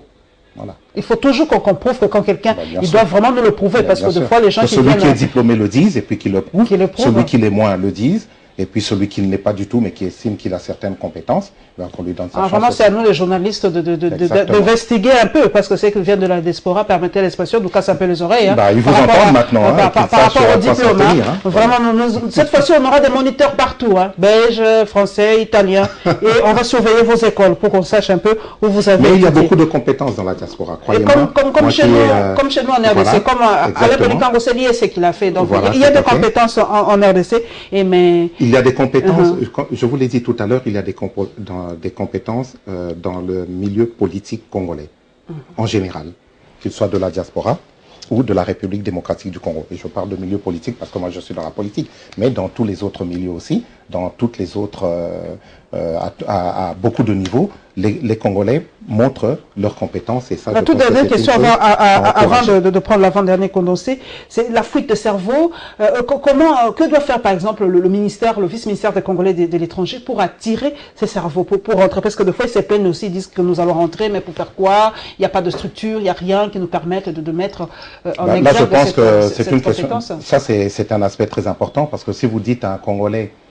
qui habite en France par exemple, qui est bien, vous lui dites de venir ici, il faut qu'il y ait aussi sur place des infrastructures qui vont lui permettre d'évoluer, sinon comment voulez-vous qu'il vous réponde favorablement? D'ailleurs, pour obtenir ce visa... Et dans les deux sens, dans l'autre sens c'est pareil. Les Congolais qui sont ici, vous leur dites d'aller faire un séjour en Europe. S'ils arrivent en Europe et puis qu'ils n'ont pas d'infrastructures qui leur permettront d'évoluer ou de pouvoir exercer leurs compétences, je ne crois pas qu'ils seraient chauds pour y aller, surtout qu'en ce moment il fait moins 5 degrés. Pas pour moi en tout cas, je préférais chez moi. Nous allons prendre le volet social, l'arrêt de travail à la SCPT. Comme vous le savez, Kimebe Mazunga a été suspendu de la SCPT, de la tête de la SCPT, l'activité de la société civile par rapport au mariage précoce et l'affaire Diomi Ndongala.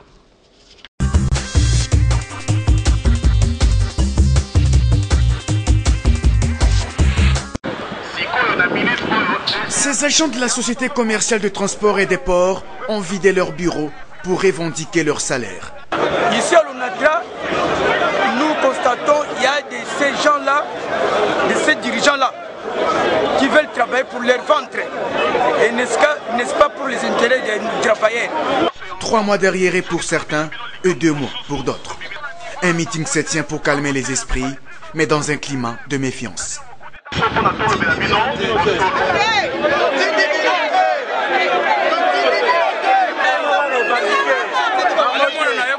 Cependant, ce retard de paiement pourrait être considéré comme minimisable, mais ces agents de l'ex-ONATRA veulent s'assurer une fin d'année heureuse. 3 mois de paiement, mois de septembre, mois d'octobre, mois de novembre.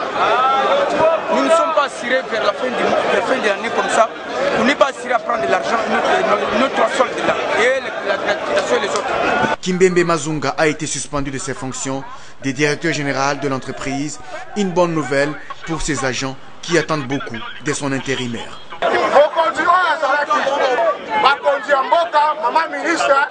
Le gestionnaire que nous avions a été suspendu. Pour l'instant, c'est son adjoint qui nous gère. Son adjoint est parti. Il a dit qu'il revient l'après-midi. Quand il reviendra, on va lui dire « Papa, les agents n'ont rien dans leur poche. » Puis ils ont décidé de ne pas reprendre le travail s'il n'y a pas d'argent. Papa, la poche de bango va de côté. Selon nos sources, la cause de ce retard de paiement est due au fait que les activités au port de Matadi, poumon de cette société, tournent au ralenti. Inacceptable pour ces agents qui imputent la responsabilité aux dirigeants de l'entreprise. La mobilisation est générale. Sans argent, pas de reprise de travail, ont-ils soutenu. Au menu de cette rencontre, de ces nets, des échanges sans tabou autour de la question liée au mariage précoce en RDC. Hommes d'église, élèves et acteurs sociaux n'ont qu'un seul message, la place de l'enfant, c'est à l'école. Prenant la parole dans sa casquette d'éducateur de masse, Jonas Tchombela est revenu sur les causes, les effets, mais aussi les responsabilités des uns et des autres dans la persistance de ces pratiques en RDC. À moins de 18 ans, l'enfant, sa place n'est pas dans le mariage, sa place c'est dans l'école, c'est dans l'éducation. Parce qu'un enfant dans cette situation-là n'a pas la conscience et il n'y a pas le consentement de son libre choix sur son époux ou son épouse. Et dans des conditions comme ça, les enfants sont exposés à des risques de grossesse précoce, des risques de mortalité, plein de choses. Voilà pourquoi l'État doit prendre des mesures pour qu'on arrive. Pour que l'État prenne des mesures, il faut que les gens qui mènent le plaidoyer. Et c'est le rôle de la société civile. Présente à cette rencontre, ces jeunes filles qualifient ces échanges de fructueux, ce avant de dire ce qu'elles ont tiré comme enseignement. Nous devons aussi d'abord recevoir l'éducation, partir à l'école, apprendre avec les autres et puis fonder notre propre famille selon ce que nous avons appris, selon notre éducation et tout. Les parents doivent être patients, ils devraient éduquer leurs enfants comme il faut, malgré les conditions de vie. On sait que dans la vie, il y a les hauts et les bas, mais ils devraient au moins tenir à l'éducation de leurs enfants. Plus tard, ce sont eux qui auront bénéficié de cela. Jonas Tchombela a en outre plaidé pour une meilleure sensibilisation de la loi portant protection de l'enfant qui nécessite des techniques et moyens plus réalistes et objectifs pour une bonne appropriation, mais surtout la mise en pratique de celle-ci. Nous avons voulu présenter officiellement à la face de l'opinion nationale et internationale la décision du Comité des droits de l'homme des Nations Unies qui est basé à Genève, prise depuis le 3 novembre mais qui nous a été notifiée officiellement le 17 novembre, par laquelle ce comité a demandé formellement à la République démocratique du Congo, donc à son gouvernement, de considérer la condamnation des jeunes de Mundongala comme nulle et non avenue, d'ordonner sa libération et de considérer qu'il a le droit d'être suffisamment indemnisé pour les dommages subis depuis 2014 à ces jours. La compétence du comité est basée ou fondée sur le protocole facultatif relatif au pacte international et relatif aux droits civils et politiques qui a été ratifié par la RDC depuis 1976 et qui ne peut pas être ignoré par les actuels animateurs du gouvernement parce que au nom de la continuité des services de l'État et des obligations antérieures, ceux qui commandent aujourd'hui le pays ont l'obligation de respecter scrupuleusement les obligations antérieures prises par la RDC. Deuxièmement, le comité a rappelé que la RDC a l'obligation de lui présenter un rapport dans les 190 jours suivant la notification expliquant les dispositions pratiques prises pour donner effet à cette décision.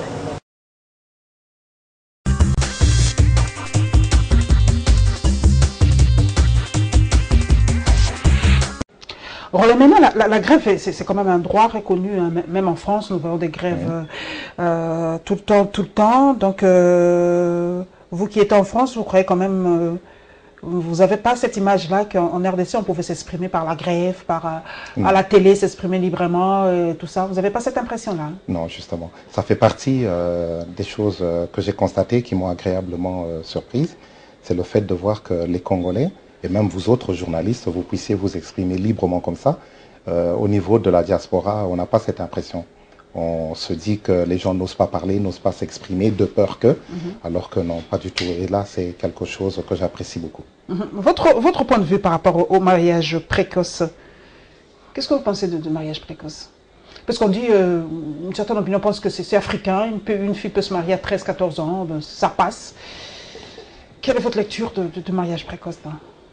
Le mariage précoce, c'est quelque chose qui me fait grimacer.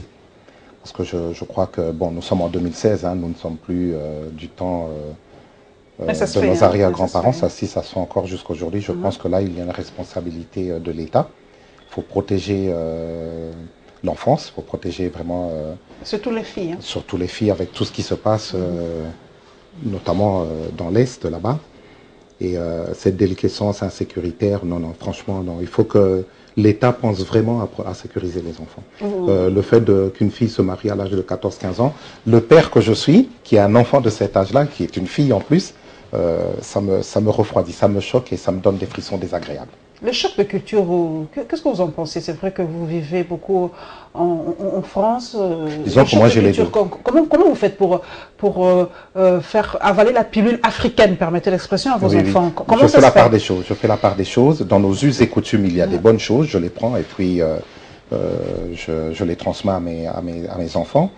Et là où nous sommes en Europe, je leur fais comprendre aussi que, tenez, cet aspect des choses, dans nos us et coutumes, ça passe pas. Il ne faut pas accepter cela.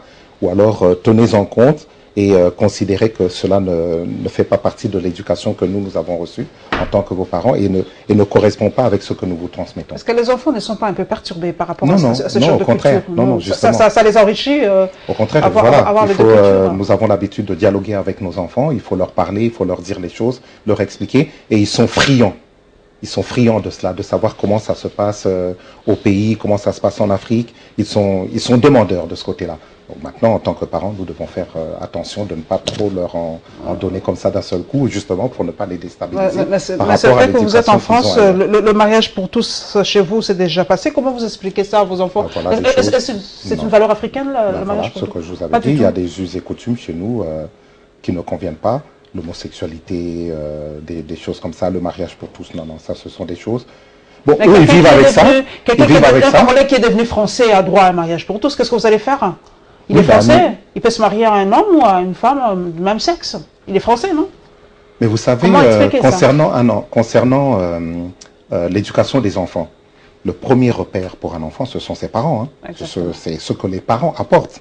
Et c'est par la suite qu'il adapte tout ce que les parents ont apporté dans son environnement nucléaire immédiat.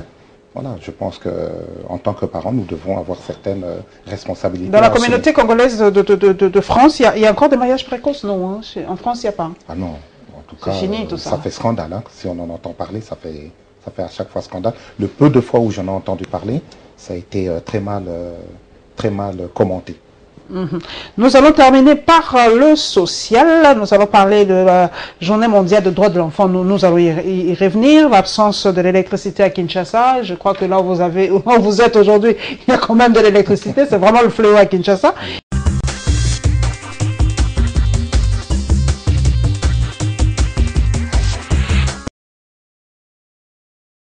En adoptant à l'unanimité la Convention des Nations Unies relative aux droits de l'enfant le 20 novembre 1989, la communauté internationale avait reconnu explicitement les enfants comme des êtres à part entière, porteurs de droits sociaux, économiques, civils, culturels et politiques, des droits fondamentaux obligatoires et non négociables. Un an après son adoption par l'Assemblée générale des Nations Unies, la RDC a ratifié la Convention sur le droit de l'enfant et s'est engagée ainsi à assurer aux enfants vivant dans le pays l'exercice de leurs droits. D'après l'UNICEF, la RDC a enregistré des avancées importantes par rapport à la survie de l'enfant, de son éducation et sa protection contre la maltraitance et l'exploitation. On estime que la mortalité des enfants due à des maladies particulièrement dangereuses telles que la rougeole et le paludisme ont diminué de près de 70% entre 2000 et 2015. Concernant l'éducation de base, après la stagnation observée lors des années de guerre, le nombre d'enfants inscrits à l'école primaire a plus doublé entre 2001, 2002 et 2012-2013, passant de 5,47 millions à 12,6 millions d'élèves. L'UNICEF estime que dans les secteurs éducatifs, il faut faire en sorte que l'éducation au niveau du primaire soit effectivement gratuite en RDC en mettant fin à la pratique de frais ascendants et les fonds demandés aux parents pour le paiement de frais des bureaux gestionnaires et d'inspection. Pour ce qui est de la protection de l'enfant, seuls 25% des enfants à RDC sont enregistrés à l'état civil et uniquement 14% possèdent physiquement l'acte de naissance. Afin de répondre aux besoins des enfants de la RDC et aux privations dont ils sont encore trop souvent victimes, l'UNICEF, avec ses partenaires, appuie le gouvernement congolais par le biais de la mise en œuvre des programmes touchant à tous les domaines de l'enfance. L'objectif de ces programmes est de garantir que chaque enfant en RDC naisse et grandisse dans un environnement favorable. Manquer de l'électricité à Kinshasa serait-il devenu un style de vie et en avoir un privilège? Le constat est amer. Dans une mégapole de près de 12 millions d'habitants, la Société nationale d'électricité a du mal à desservir les ménages. Seule une infime minorité a accès à l'électricité fournie par la SNEL. Les plaintes des Quinois révoltés par cette situation restent compensées par les justifications de la SNEL. Étillage par-ci, fédère par-là, sans oublier l'éternel délestage. Toutes ces terminologies usitées par les responsables de la SNEL n'apportent toujours pas de solution aux ménages. Pour raison d'efficacité, la SNEL a initié le système carte prépayée, une méthode qui s'est révélée inefficace dans certains quartiers UP de la capitale, à l'instar de Mongafula et Gombe. Les raisons, pas de bureau de la SNEL ouvert samedi après-midi, ce qui veut dire que l'abonné n'ayant plus de crédit à partir de ce moment reste dans le noir jusqu'à lundi. Autre raison, même les détenteurs d'une carte de crédit à jour sont frappés par le délestage, une situation inexplicable par la SNEL. Dans le quartier périphérique de Kinshasa, l'obscurité occasionnée par le manque d'électricité joue en faveur de l'insécurité et favorise la recrudescence du banditisme. En novembre dernier, les responsables de la SNEL ont annoncé des perturbations sérieuses d'électricité dues aux travaux de turbines endommagées à Inga pour une courte durée. Aujourd'hui, le constat est le même, toujours pas d'électricité. Par contre, la SNEL continue à facturer ses abonnés comme si rien n'y était. Pendant la saison des pluies en cours, la SNEL justifie son incapacité à desservir les Quinois par les travaux à Inga. Alors qu'en sera-t-il pendant la saison sèche? La SNEL va certainement nous conjuguer le verbe étillage. À quand finalement le rétablissement du courant électrique à Kinshasa? Pour l'instant, la Société nationale d'électricité use de la langue du bois, un silence certainement coupable.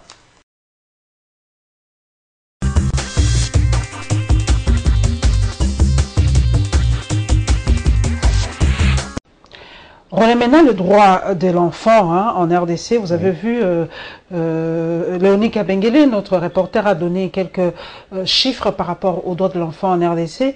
C'est pas fameux, mais en Europe, on dit qu'il y a trop de droits chez l'enfant, chez vous. Vous devez pas, je sais pas si ce sont des mythes, vous ne devez pas trop frapper l'enfant, vous devez vraiment le caresser dans le sens du poil. Trop de droits. L'enfant qui grandit en Occident a trop de droits. Est-ce vrai? Je pense qu'il n'y a jamais trop de droits pour un enfant, tout simplement. Il n'y a jamais trop de droits pour un enfant. L'enfant doit être protégé par rapport à lui-même déjà, et aussi être protégé des adultes, des turpitudes des adultes. Lorsque je vois ce qui se passe contre certains enfants, je suis scandalisé. Et je suis plutôt d'accord de voir comment dans nos pays d'accueil, les enfants, c'est vrai, quelque part, sont surprotégés. Ouais, c'est une bonne chose parce que l'enfant est très fragile. C'est un être fragile, c'est un être innocent, c'est un être qui ne connaît pas la vie. C'est un être qui doit tout apprendre. Donc, dans ce cadre-là, il faut vraiment le protéger. Et ça, ce sont des choses que nous aimerions. En France, on interdit jusqu'à la fessée. C'est pas trop non plus, parce que nous, quand on a grandi une petite baffe de temps en temps, ça va tuer personne. Mais nous, on a grandi comme ça. Fessée, nous, on a grandi comme ça. On comprend pas. C'était au début des années 1900. Aujourd'hui, il y a beaucoup d'autres moyens de faire comprendre quelque chose à un enfant. Il y a beaucoup d'autres possibles pour élever un enfant dans de bonnes conditions que de lui donner la fessée ou de lui... Vous savez, la fessée, c'est une atteinte à son intégrité physique. Hein, et porter atteinte à l'intégrité physique d'un enfant, c'est quelque chose de scandaleux. On sent vraiment que vous venez d'Europe, hein, parce que là, une simple fessée, on vous comprend bien. Par rapport à l'électricité, à Kinshasa, vous avez vu les images, c'est vraiment... fléau, on n'a pas l'électricité 24 heures sur 24. Et puis pour revenir, je ne vous coupe pas, je ne vous coupe pas, mais je pense que la protection de l'enfant, c'est quelque chose de très important, c'est primordial. Mais qui c'est qui met l'enfant au monde? C'est la maman. Je pense qu'il faut faire aussi ce genre de protection envers la femme. Pour la femme. Parce que l'enfant et la femme sont liés. Sont liés les deux. Oui, les deux sont liés et c'est pareil. Moi, je pars d'un principe. On ne bat pas une femme, même pas avec une rose. C'est bien dit. Par rapport à l'électricité, vous avez vu que vraiment à Kinshasa, c'est catastrophique l'électricité. Et même dans l'étendue de la RDC, la capacité c'est à peine 9%. Vous qui venez d'Europe, est-ce qu'il n'y a pas d'autres palliatifs pour l'électricité? À part le barrage d'Inga, à part le courant hydraulique, on ne peut pas pallier, vraiment trouver autre chose pour vraiment... Ce sont des questions que je me suis posées aussi. Terminer cette histoire de manque d'électricité en RDC. C'est terrible. On a du vent, on a du soleil, mais on ne comprend pas comment on ne parvient pas à développer les énergies alternatives. Alors qu'il est même dit que, en ce qui concerne la République démocratique du Congo, nous sommes capables de fournir toute l'Afrique pratiquement en énergie, avec ce fameux barrage que nous avons et qui fait notre renommée à l'international. Comment ça se fait qu'on n'arrive pas à l'exploiter de façon suffisante pour que le citoyen lambda congolais puisse enfin en jouir? Cela est une question qui doit vraiment nous perturber, nous accrocher vraiment à trouver une solution pour ça, parce que c'est quelque chose d'incroyable. Nous n'allons pas terminer sans prendre... Et je pense que c'est très important, je pense que ça fait partie de ce problème du social. Exactement. Voilà. Nous n'allons pas terminer sans prendre un autre volet vraiment moderne, c'est les réseaux sociaux. En tout cas, je sais qu'en Europe, l'Internet, le débit, ils sont à 4G, 5G. Oui. Je crois que nous vivons aujourd'hui dans ce monde qu'est le net, le monde virtuel. Mais une question assez personnelle, Roland Mena. Oui. Comment réagissez-vous face aux attaques, aux injures que vous subissez depuis un certain temps? Depuis votre retour d'ailleurs à Kinshasa personnellement, comment réagissez-vous? Ces attaques ont commencé depuis que je me suis... On vous traite de collabos, de traîtres, de vendus, de tout. Comment vous réagissez? Voilà. Vos enfants, comment réagissent-ils à toutes ces attaques? Voilà. On me traite de cette façon depuis que j'ai changé d'attitude. Je vous l'avais dit en liminaire, faire d'abord la paix avec soi-même, se débarrasser de tous ces ressentiments, de toute cette haine, de ce besoin d'en découdre au vu de tout ce qu'on a entendu, de tout ce qu'on a vu, faire la paix avec les autres et puis chercher à exploiter d'autres possibles.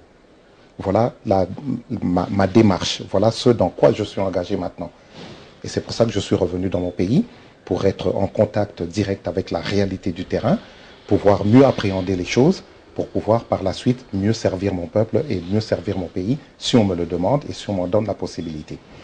Donc, en ce qui, pour répondre directement à votre question, ce qui me fait le plus de peine, c'est lorsque mes enfants me demandent « Mais papa, pourquoi est-ce qu'on te fait ça ?» Parce qu'ils me connaissent. Ils connaissent ma détermination, ils connaissent ma philosophie, ma vision, ce que je pense de mon pays. Et c'est lorsque mon épouse me dit qu'elle est vraiment blessée de voir toutes ces... Ce sont souvent les proches qui vous attaquent. Est-ce que vous l'avez expliqué? C'est vrai que nous ne condamnions pas ces attaques, comme nous ne sommes pas là pour faire l'apologie des attaques et tout ça. Est-ce que vous avez expliqué à ces combattants votre décision ou votre changement de votre vision? Est-ce que vous avez expliqué? Est-ce qu'ils ont compris? Est-ce que vous avez dialogué? C'est peut-être ça aussi. Vous avez pris votre décision seul, vous étiez ensemble quand vous combattiez et vous vous réveillez un bon matin avec, comme les pasteurs de Kinshasa, vous avez votre vision, vous vous réveillez les matins, vous changez de comportement. Est-ce que vous avez expliqué à ces combattants? Les choses ne se sont pas passées comme ça. Je ne me suis pas levé comme ça un matin pour dire que bon, allez ça, maintenant j'arrête et puis je prends une autre voie. J'ai commencé à faire un travail en interne. Les combattants qui me connaissent et qui me voient aujourd'hui, je leur ai dit que cette façon de faire n'était pas bonne. Quelle façon? Frapper la violence. Frapper les autorités, je condamne la violence, critiquer... Je condamne la violence d'où qu'elle vienne. Okay. Qu'elle vienne des combattants, qu'elle vienne des autorités, personnellement, je la condamne. Vous n'avez jamais frappé une autorité en Europe? Personnellement, non. Non, pas du tout. C'est pas dans mon éducation et puis c'est pas ma façon de faire. Donc, je leur ai dit, en prenant l'exemple d'une équipe de football, lorsque l'entraîneur voit que la tactique qu'il a mise en place ne fonctionne pas, qu'est-ce qu'il fait? Il change de technique. Il change de tactique et il change même de joueur. La façon dont les combattants ont mené leur lutte n'est pas bonne. Je leur ai dit à maintes reprises lors de nos réunions, parce qu'on se voit, les combattants, les résistants, ceux qui font la politique, bref, la communauté congolaise au niveau de la diaspora, on se rencontre et on se parle. Tantôt dans des cafés, tantôt dans des restaurants, tantôt dans des conférences que nous organisons, nous nous parlons. Et lorsque je dis que cette façon de faire n'est pas bonne et que je ne suis pas entendu, je fais des mises en garde aussi. Je leur dis que si vous continuez comme ça, moi je me retire. Ça ne m'intéresse pas du tout de continuer à avancer dans ce sens. J'ai fait ce travail, je n'ai pas été entendu. Je me suis ensuite expliqué sur les réseaux sociaux. J'ai tenu un certain langage. Je n'ai pas été entendu et certaines personnes n'ont pas compris ce langage. Je suis sur ma lancée, maintenant je suis au pays et je me réserve le droit de parler avec tous les Congolais qui m'invitent, qui veulent échanger avec moi, que cela plaise ou non. Je suis maintenant dans une nouvelle vision, dans une nouvelle façon de faire. Je me mets à la disposition de mon peuple et de mon pays. Vous n'avez pas peur d'être attaqué à votre tour? d'être attaqué. On touche à votre intégrité physique, non, pas du tout. Vous savez, nous sommes dans des pays de grande démocratie, nous sommes dans des pays de liberté d'expression, nous sommes dans des pays de droit et de loi. Une personne qui n'est pas contente de ce que je fais peut me le dire, peut l'exprimer, sans avoir à s'en prendre à mon intégrité physique. S'ils le font, les lois sont là, et il aura à répondre de ses actes devant la loi, tout simplement. Voilà, ce sont les derniers mots de Rollé Mena. Merci en tout cas d'être passé à la barre. L'expression est consacrée. Merci à tous mes followers sur les réseaux sociaux. Et ben, voilà, vous avez... voilà, mesdames et messieurs, c'est Rollé Mena de la diaspora. Donc l'émission va continuer dans les réseaux sociaux. Vous avez posé vos questions. Je crois que Rollé Mena, en tout cas, a répondu à vos préoccupations, surtout c'est de la diaspora, parce que beaucoup de questions fusées de la part de la diaspora. Reviendra-t-il pas? Débauché, pas débauché, beaucoup de questions, traître, collabo, il vous a répondu, il a sa vision de choses pour la réussite ou le développement de la République démocratique du Congo. Merci donc à tous mes followers sur les réseaux sociaux, merci à toute l'équipe technique et merci en tout cas à vous mes chers téléspectateurs pour votre fidélité et bon début de semaine à tous les journalistes, spécifiquement aux journalistes de Journalistes en Action. RDV Prix, dimanche prochain, Inch'Allah.